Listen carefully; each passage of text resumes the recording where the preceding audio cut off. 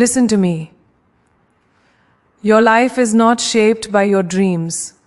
It's shaped by what you do every single day. Not what you intend to do. Not what you talk about doing. What you repeatedly do when nobody is watching. That routine you're casually living in right now. That's not neutral. It's voting. Every day. For the future you're going to wake up in. And most people don't realize it until it's too late. So let me speak to you directly, not the version of you that's comfortable, the version of you that knows there's more.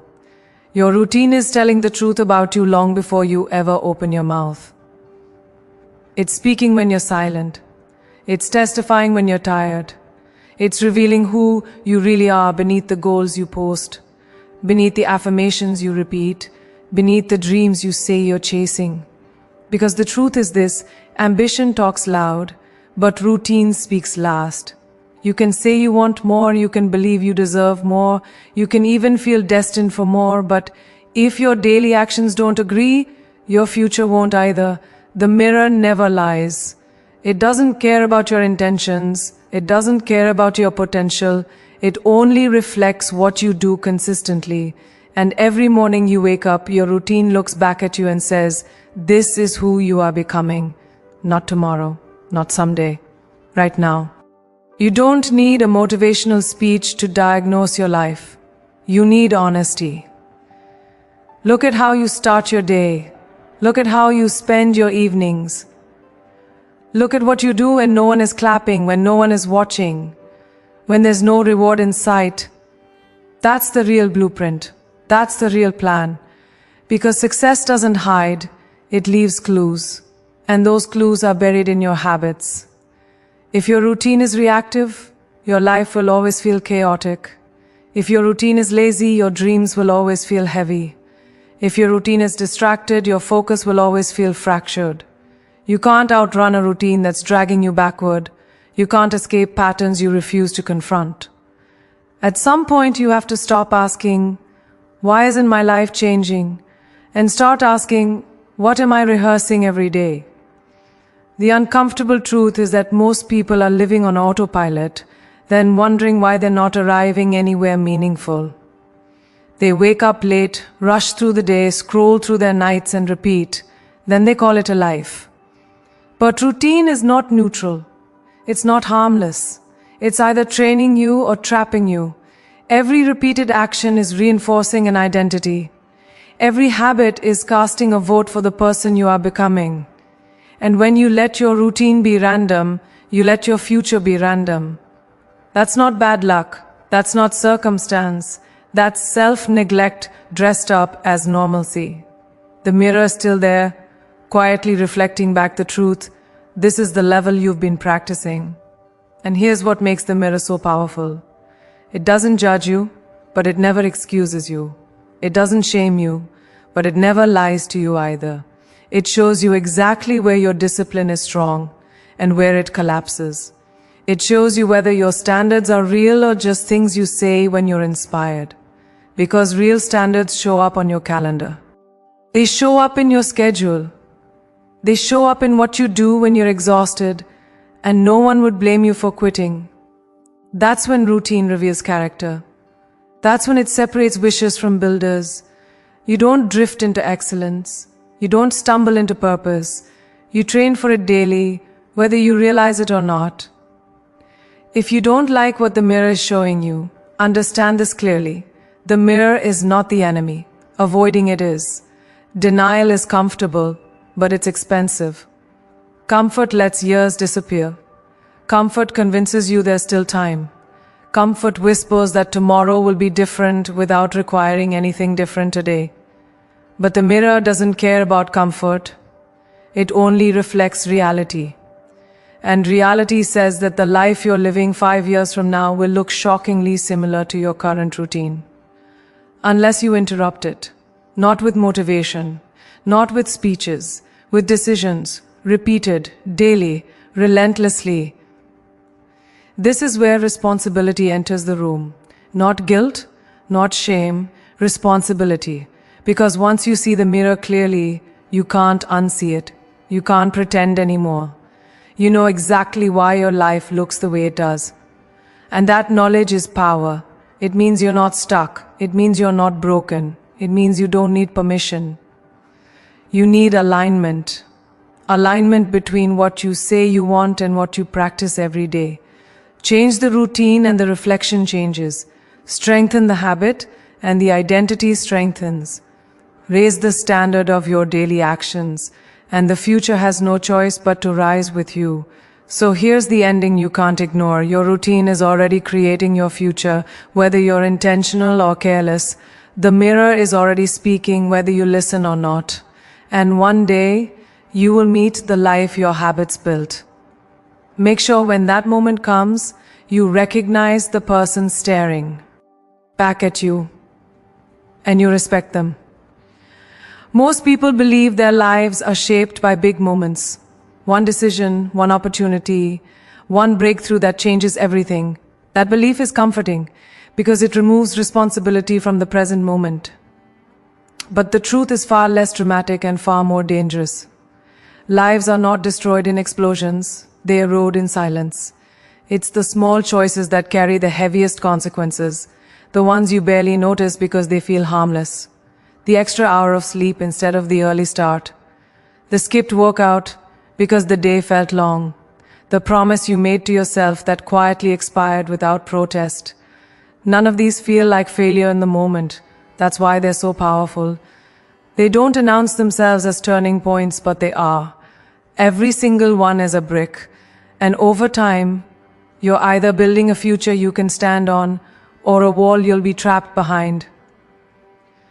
What makes small choices so dangerous is that they disguise themselves as exceptions. You tell yourself it's just this once. You convince yourself you've earned the break. You say you'll make it up tomorrow, and tomorrow you repeat the same negotiation. The problem isn't the choice, it's the pattern. Because the brain doesn't remember your intentions, it remembers what you practice, and what you practice becomes automatic. That's how potential slowly leaks out of a person without ever causing alarm. You don't wake up one day having failed. You wake up one day realizing you've been choosing against yourself for years, one small decision at a time. Discipline doesn't disappear all at once. It fades through compromise. Standards don't collapse overnight.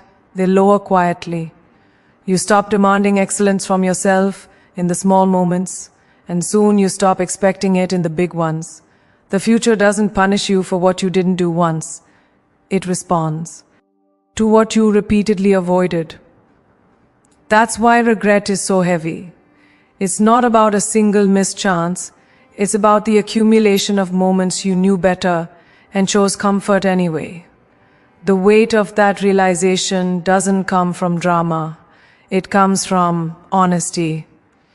On the other side of this truth is something equally powerful. Greatness is also built quietly. No one sees the early mornings at first. No one applauds the discipline when the results haven't shown up yet.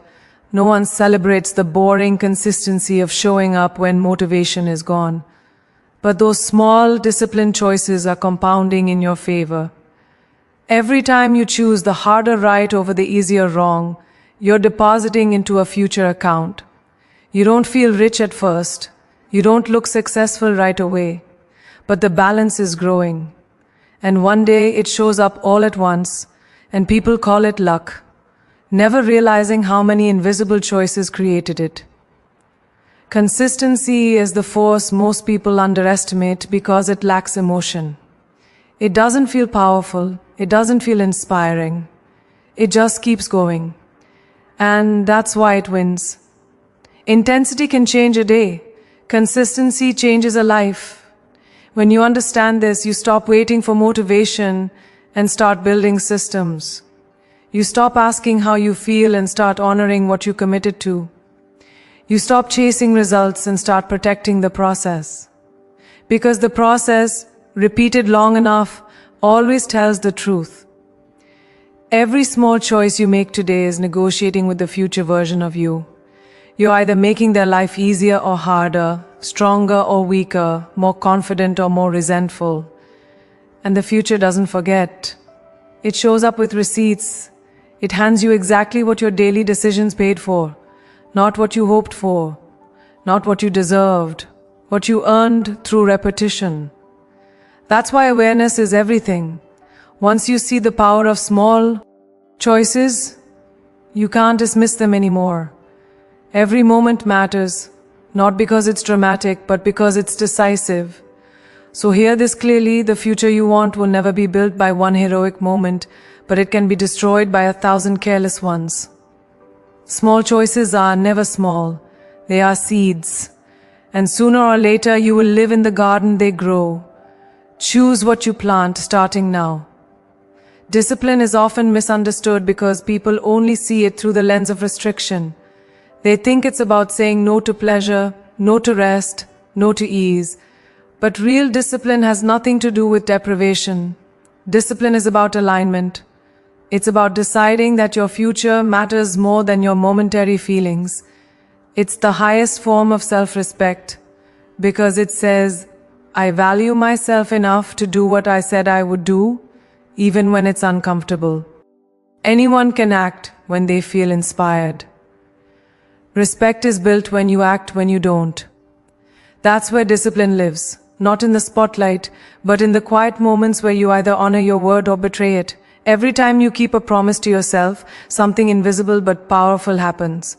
Your self-trust grows. And self-trust is the foundation of confidence. You don't wake up confident, you earn it by proving to yourself repeatedly that you can be relied on. When you say you're going to wake up early and you do it, you're not just gaining time, you're reinforcing identity. When you say you're going to train, study, work, or create, and you follow through, you're teaching your mind that your words mean something. Over time, that changes how you carry yourself. You stop second-guessing. You stop negotiating with weakness. You move with certainty because you know who you are. You've seen the evidence.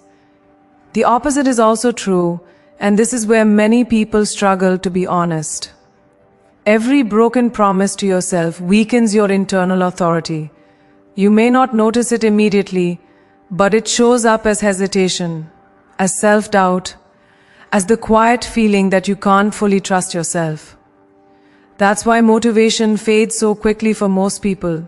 It's hard to stay inspired when your own history tells you that your excitement doesn't last. Discipline repairs that relationship.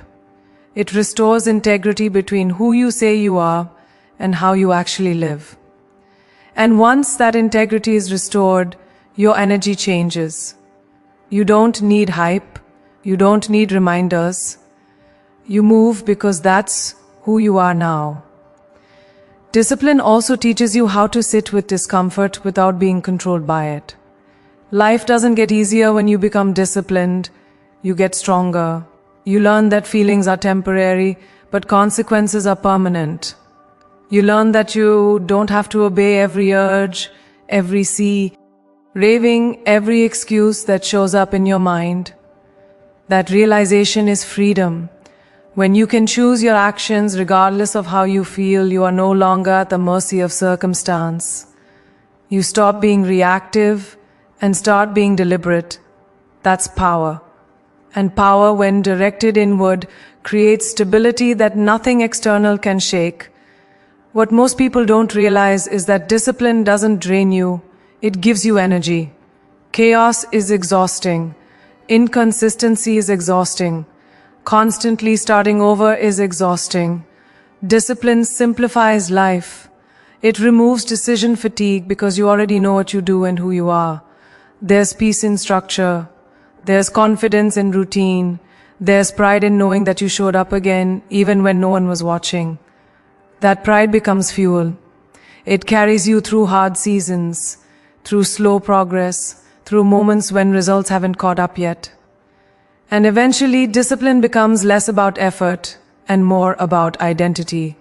You no longer ask whether you'll do the work. You do it. You no longer debate your standards. You live them.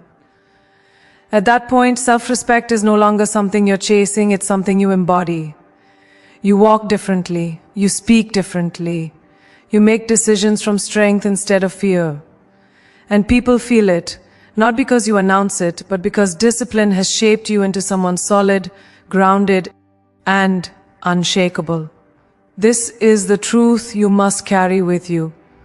Discipline is not about control, it's about care. It's proof that you value your future enough to protect it from your impulses. And once you learn to respect yourself through disciplined action, the world will have no choice but to follow your lead.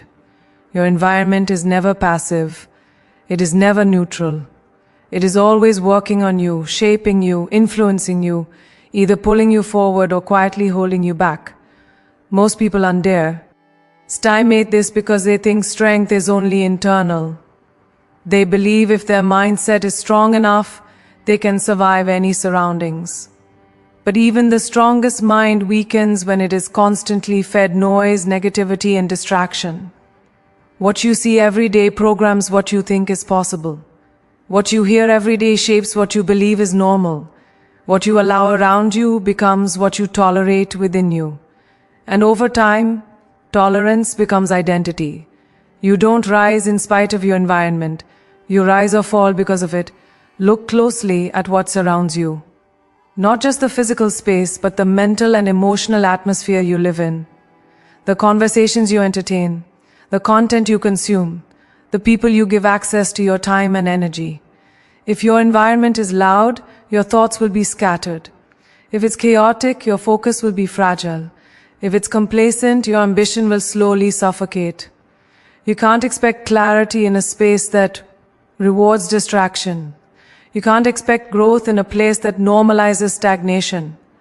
The environment always wins in the long run, not because you're weak, but because repetition is powerful. This is why people with big dreams often feel tired, confused, or stuck. They're trying to build a future in an environment designed to maintain the past. They say they want more, but they stay surrounded by habits, voices, and routines that pull them back to who they used to be. And every day becomes a battle, not because the goal is impossible, but because the environment is misaligned. When your surroundings don't support your standards, you're forced to fight yourself constantly. That's exhausting. And exhaustion eventually leads to surrender. Not dramatic surrender, quiet surrender, settling, adjusting expectations, convincing yourself that this is just how life is. But here's the shift that changes everything. You don't have to fight harder. You have to design smarter. When your environment is aligned with your goals, discipline becomes easier. Focus becomes natural. Growth becomes inevitable. You stop relying on willpower and start relying on structure. You place reminders of who you want to become where you can't ignore them. You remove temptations that weaken you. You limit exposure to things that drain you, not because you're afraid, but because you're intentional. You don't need to prove strength by surviving chaos. Real strength is creating conditions where you can thrive. This also applies to people, and this is where it gets uncomfortable. Not everyone who's familiar is good for your future. Not everyone who's been with you deserves to go where you're going. Some people keep you grounded. Others keep you small. If every time you talk about growth, someone responds with doubt, sarcasm, or fear, that voice will eventually live in your head, even when they're not around. You don't have to hate them. You don't have to fight them. But you do have to choose your proximity wisely. Access is influence, and influence compounds. When you intentionally shape your environment, something powerful happens. You begin to change without forcing it. You start thinking clearer, acting sharper, expecting more from yourself. Your standards rise because your surroundings demand more from you. Excellence stops feeling foreign and starts feeling familiar. That's not an accident, that's design. You didn't magically become disciplined. You removed what was distracting you. You didn't suddenly gain confidence. You surrounded yourself with proof that growth is possible. You didn't stumble into consistency. You built a space where consistency is the default. So remember this. If you want to change your life, don't just look inward, look around. Your environment is either building the future you want or at least stealing it from you. Protect it, shape it, choose it with intention. Because when your environment is right, becoming your best self stops being a struggle and starts being inevitable. Pain is unavoidable. No matter who you are, no matter where you come from, no matter what you believe about yourself. Pain is part of the human experience. The difference between those who grow and those who stay stuck is not the absence of pain, but the choice of it. Too many people spend their lives trying to avoid discomfort, not realizing that avoidance has a cost. Comfort feels good in the moment, but it quietly charges interest, and that interest is paid in regret. You can delay the work, delay the effort, delay the discipline, but you can't delay the consequences forever. They always arrive. Always. The pain of discipline is sharp, but it is brief and purposeful. It demands something from you in the moment, your effort, your focus, your humility. It asks you to wake up when you don't feel like it, to push when your body resists, to stay committed when results are slow. That pain has direction. It's moving you somewhere. It's shaping you into someone stronger, more capable, more resilient. And as hard as it feels, it fades once the work is done. You finish the task, you complete the session, you show up again, and with each repetition, the pain loses its power over you. The pain of regret, on the other hand, doesn't fade. It waits, it grows, it sits quietly in the background while life moves forward, reminding you of the chances you didn't take, the standards you didn't hold, the discipline you avoided when it mattered. Regret doesn't scream, it whispers. It shows up in moments of stillness, late at night, early in the morning, when you see someone else living the life you once imagined for yourself. That pain has no direction. It doesn't build you, it only drains you. And the longer you live with it, the heavier it becomes. Most people don't realize they are choosing regret until it's already chosen them. They think they're choosing rest or ease or balance. But what they're really choosing is postponement.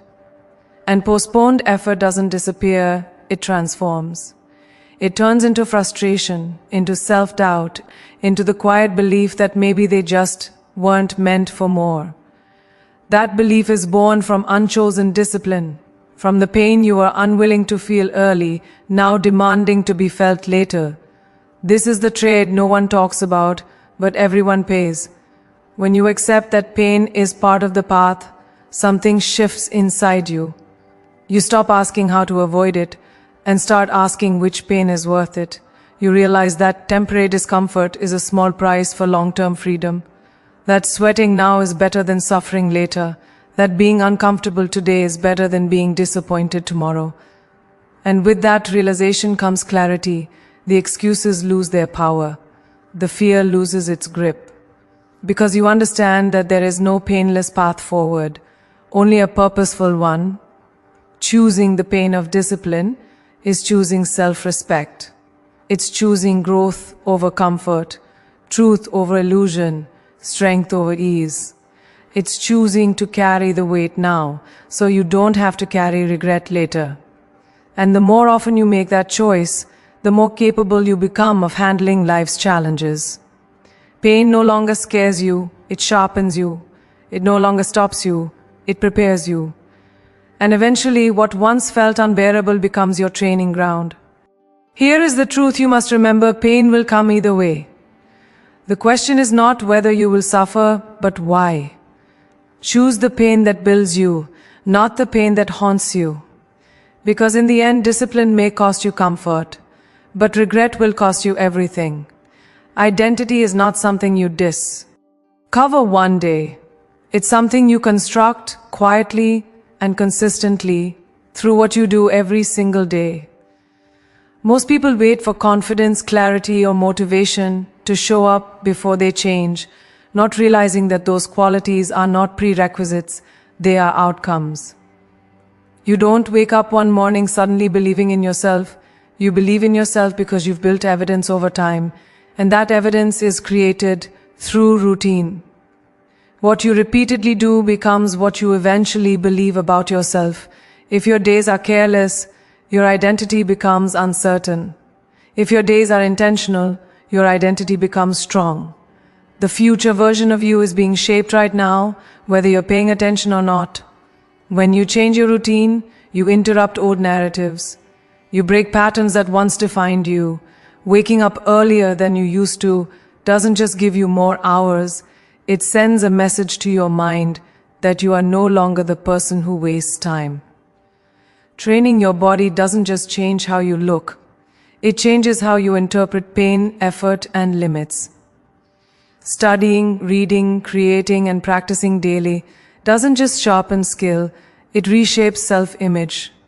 You stop seeing yourself as someone who wants to improve and start seeing yourself as someone who does. That shift is subtle, but it's everything. The most powerful changes in identity are almost invisible at first. No one applauds you for going to bed on time. No one congratulates you for showing up consistently when results haven't arrived yet. But internally, something is changing. Your standards rise. Your tolerance for excuses shrinks. Your inner dialogue becomes firmer, clearer, more respectful. You no longer negotiate with the version of you that wants to quit. You recognize it, but you don't let it lead.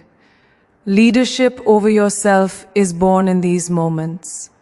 And once you lead yourself, the rest of life begins to align.